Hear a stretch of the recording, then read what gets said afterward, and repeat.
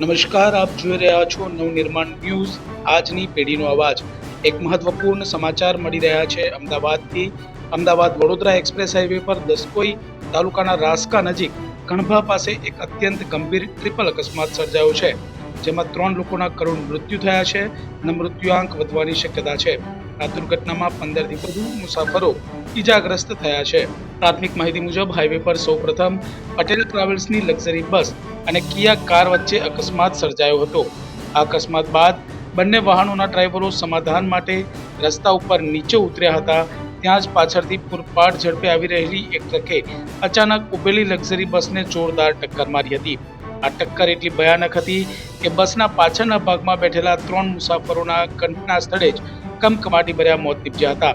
આ ઉપરાંત ટ્રકની ટક્કરથી બસમાંથી નીચે ઉતરેલા મુસાફરો પણ અડફેટે આવ્યા હતા, જેના કારણે 15થી વધુ લોકો ગંભીર રીતે ઈજાગ્રસ્ત થયા હતા।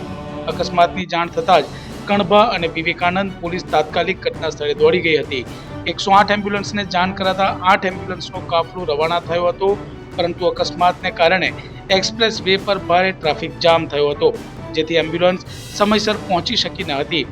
એલજી હોસ્પિટલ મણિનગરમાં કુલ 8 લોકોને સારવાર માટે લાવવામાં આવ્યા હતા, જેમાં એક મૃતદેહનો પણ સમાવેશ થાય છે।